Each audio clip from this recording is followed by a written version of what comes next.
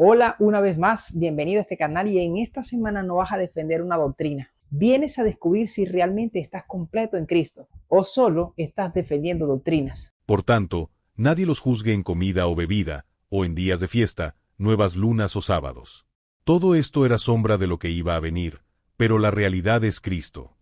Iniciamos esta semana con una verdad potente. La realidad es Cristo. Te contextualizo. En los tiempos de Pablo, algunos maestros estaban intentando confundir la iglesia. Eran sinceros, muy religiosos, pero estaban mezclando la verdad del evangelio con tradiciones humanas y también con filosofía y con prácticas externas, como si ellas pudieran completar el evangelio. Temas como circuncisión, rituales, reglas alimentarias, incluso una falsa humildad que promovía la adoración a ángeles. Todo esto parecía muy espiritual. Pablo no está anulando la ley moral de Dios. Está confrontando la idea de que prácticas humanas puedan sustituir la suficiencia de Cristo. Es cierto que la sombra apunta a algo mayor. Y he aquí el mensaje central de esta semana.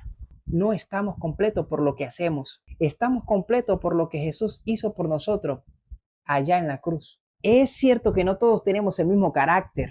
También es cierto que no todos vemos las cosas iguales. Pero si Cristo mora en nosotros, no viviremos en división. La pregunta es, ¿está Cristo en ti? ¿O acaso Cristo está dividido? Eso pregunta el apóstol Pablo. Ahora, si Cristo vive en mí, no puedo estar en conflicto con el Cristo que vive en mi hermano. Muchas veces nuestras discusiones religiosas revelan que el yo aún no ha sido crucificado. Porque estar completo en Cristo no es solo una doctrina, es un carácter transformado. La justicia de Cristo va delante de nosotros. Su espíritu obra en nosotros, nos limpia, nos moldea y nos capacita. Porque en Él habita toda la plenitud de la divinidad. Por esa razón, en Cristo estamos completos. En esta semana no vamos a estudiar simplemente argumentos doctrinales. Estudiaremos qué significa vivir realmente en la plenitud de Cristo. Es que puedes tener conocimiento y no estar completo. Puedes defender la verdad y no reflejar el carácter de Cristo. La plenitud no es solo información, es una vida de transformación. ¿Cristo es el centro absoluto de tu fe o solo es una parte de tu religión? Para que sean consolados sus corazones, unidos en amor, hasta alcanzar todas las riquezas de pleno entendimiento, a fin de conocer el misterio de Dios el Padre y de Cristo, en quien están escondidos todos los tesoros de la sabiduría y del conocimiento. Y esto lo digo para que nadie os engañe con palabras persuasivas. Job hizo una pregunta que atraviesa los siglos. ¿Dónde se encuentra la sabiduría? ¿En dónde será que mora el entendimiento? Y el ser humano sigue buscando esas respuestas. La busca en la filosofía, la busca en la ciencia, la busca en la experiencia, incluso algunos la buscan en el éxito. Pero Pablo responde con mucha claridad sobre el asunto. En Cristo, en Él están escondidos todos los tesoros de la sabiduría y del conocimiento. Y escucha bien, no en algunos, en todos. Entonces entendemos que si tenemos a Cristo lo tenemos todo. Incluso la plena seguridad de comprender el propósito de nuestra vida.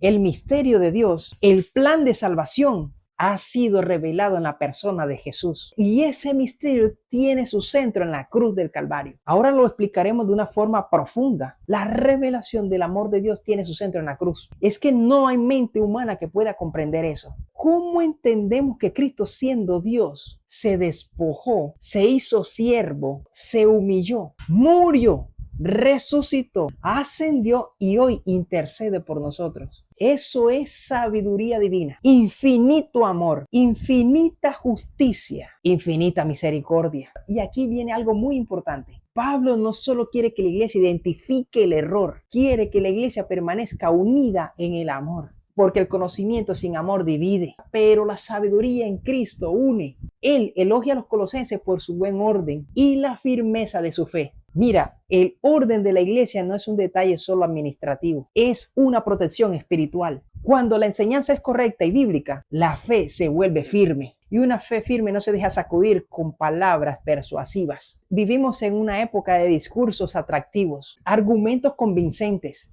espiritualidad emocional. Pero aquí la pregunta no es si la idea es muy buena. La pregunta debe ser, ¿eso que escuchas está centrado en Cristo? Porque si algo desplaza a Cristo del centro, aunque parezca profundo, no es verdadera sabiduría. La palabra de Dios nos recuerda que en Él están todos los tesoros y esos tesoros nunca se agotan. Podemos pasar toda la eternidad aprendiendo de su gracia, sin llegar jamás al límite de su grandeza. Por medio del don de Cristo recibimos todas las bendiciones, cada provisión, cada rayo de luz, cada esperanza. Todo fluye desde la cruz. ¿Estoy yo buscando sabiduría en otro lugar distinto a Cristo? ¿O estoy profundizando en la sabiduría de Cristo?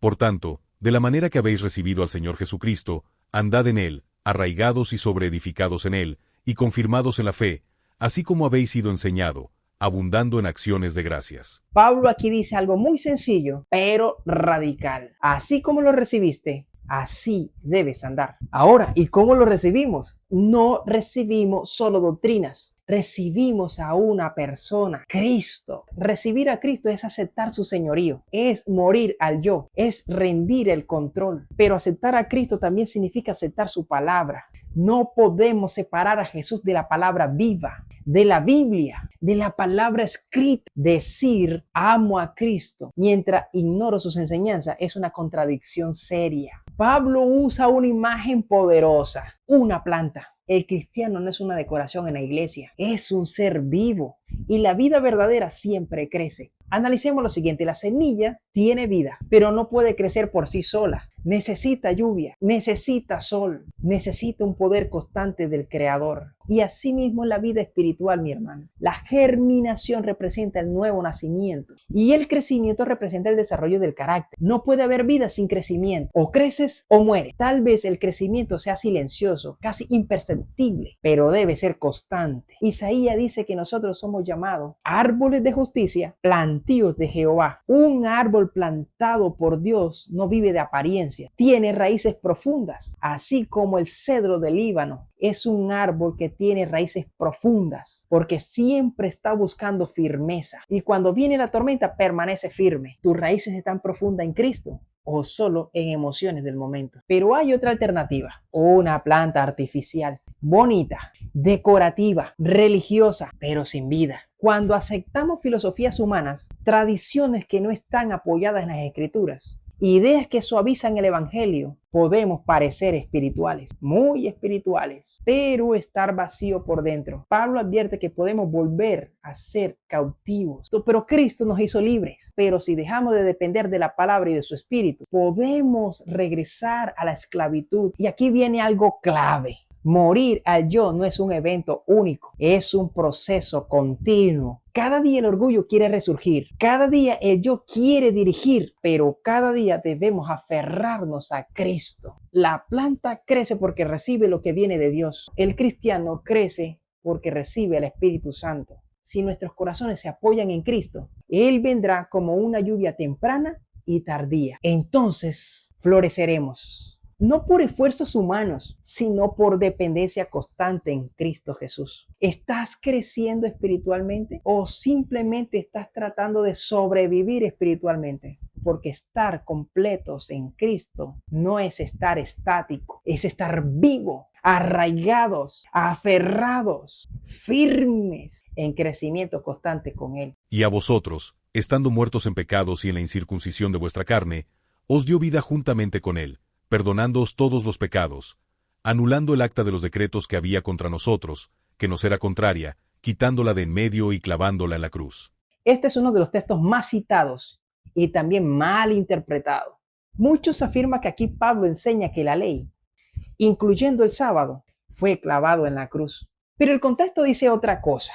Pablo viene aquí hablando de una circuncisión no hecha de manos, una transformación del corazón. Habla del bautismo, de morir al viejo hombre, de resucitar en Cristo. En otras palabras, Pablo está hablando aquí de conversión. Estábamos muertos en el pecado y Él nos dio vida. Pero entonces, ¿qué fue eso que clavó en la cruz? El acta de los decretos. La palabra que Pablo usa aquí habla de disposiciones legales, ordenanzas. En sus otros escritos, esta expresión está relacionada con leyes ceremoniales, aquellas que señalaban a Cristo. y que actuaban como muro entre judíos y gentiles. No está hablando aquí de los 10 mandamientos. De hecho, en otra carta, Pablo define el pecado como la transgresión de la ley moral. Si el pecado sigue existiendo, la ley moral no puede haber sido abolida. Es decir, lo que fue clavado en la cruz no fue la ley de Dios. Fue la ley ceremonial que apuntaba al sacrificio de Cristo, que ya se había cumplido.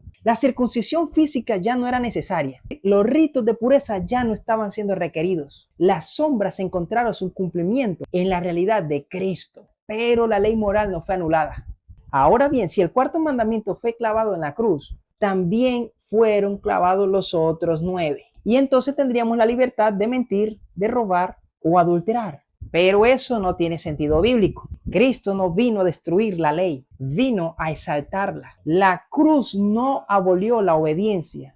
La cruz hizo posible la obediencia desde un corazón transformado. Y aquí está el punto más profundo. Lo que fue clavado en la cruz fue nuestra condena, nuestra deuda, nuestra sentencia. Pero la norma que define qué es pecado sigue siendo santa, justa y buena. Y hay algo aún más solemne en esto. Muchos tienen un velo en sus ojos. Creen que pueden aceptar a Cristo como su Salvador, mientras rechazan la autoridad de su ley. Pero Cristo no puede ser dividido. No podemos querer la gracia y rechazar su gobierno, porque la verdadera conversión no es solo perdón, es armonía con Dios. El sábado no fue clavado en la cruz, es parte del carácter eterno de Dios, un recordatorio de la creación, redención y lealtad. Por tanto, nadie os juzgue en comida o en bebida, o en cuanto a días de fiesta, luna nueva o días de reposo, todo lo cual es sombra de lo que ha de venir, pero el cuerpo es de Cristo. Pablo aquí comienza diciendo, por tanto, es decir, está sacando una conclusión de lo que ya dijo, de lo que ya explicó. La circuncisión literal no salva. Los ritos externos no transforman el corazón.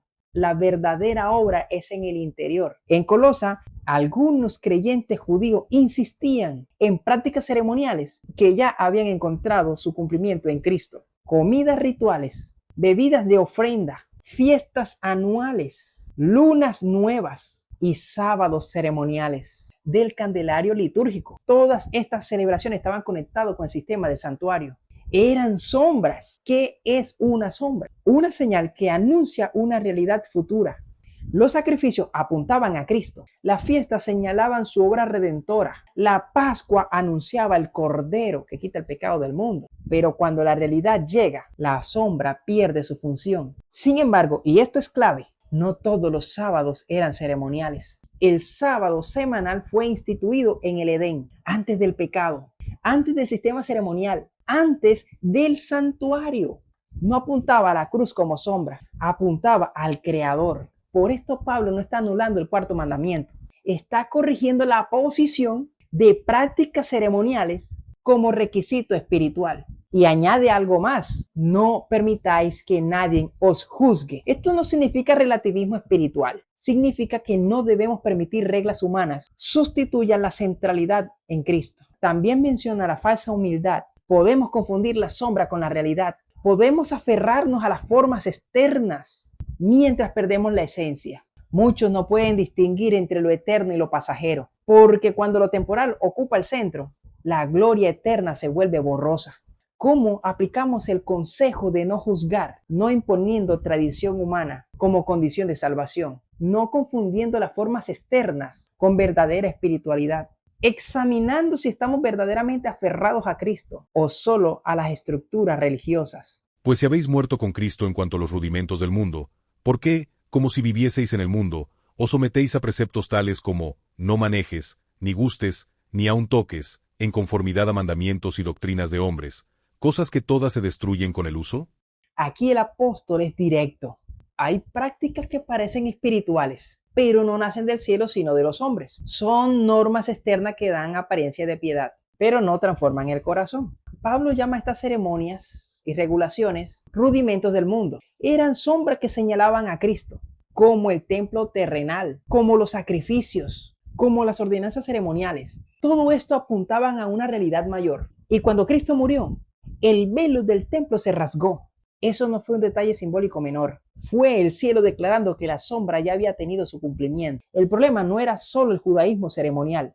También los fariseos habían añadido cargas a la ley de Dios. Y cuando algo que Dios no ordenó comienza a imponerse como requisito espiritual, deja de ser obediencia y se convierte en tradición humana. Y es aquí donde debemos confrontarnos. Es fácil medir espiritualidad con prácticas externas. Es fácil sentirnos superiores porque yo hago o porque yo no hago. Es fácil convertir la religión en una lista de requisitos visibles, mientras el corazón permanece lejos de Dios. Cristo no murió para que cambiásemos una ceremonia por otras. Murió para darnos vida eterna. Nuestra ciudadanía no está en este mundo pasajero. No esperamos una simple mejora del sistema actual. Esperamos un cielo nuevo y una tierra nueva, donde mora la justicia. Entonces, ¿por qué vivimos sometidos a estructuras que solo alimentan el orgullo y el temor humano?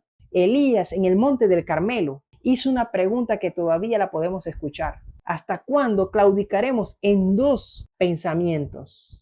No se puede servir a Dios cuando todavía estamos dependiendo de un sistema humano que reemplaza su autoridad. El conflicto final no será entre cristianos y no cristianos, sino entre los mandamientos de Dios y los mandamientos del hombre. La línea de demarcación está trazada.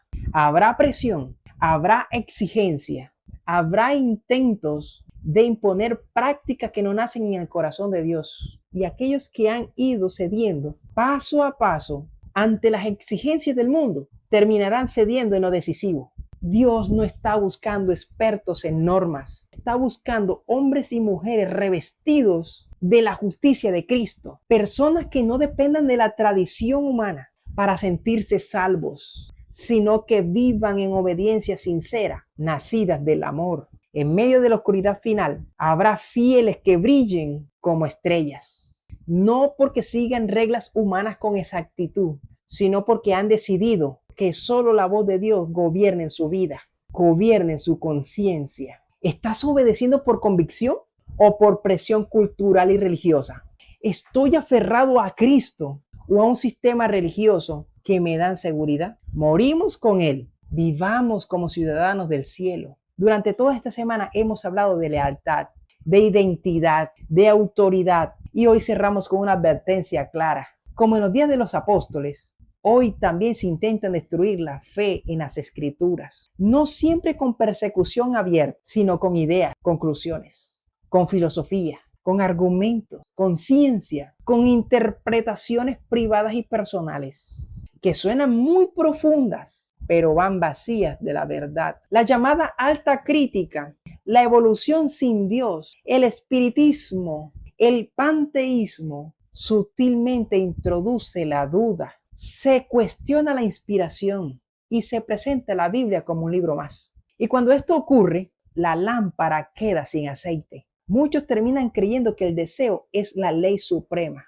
que la libertad es hacer lo que se siente, que el hombre solo responde ante sí mismo. Pero eso no es libertad, es engaño. Pablo advirtió a los colosenses sobre palabras persuasivas. Nosotros también las escucharemos. Habrán reconstrucciones humanas del texto sagrado. Habrán voces académicas que pretenden ocupar el lugar del Espíritu Santo. Pero el seguidor de Cristo tiene una postura clara. Afirma las verdades eternas de la palabra de Dios. Fija sus ojos en Cristo.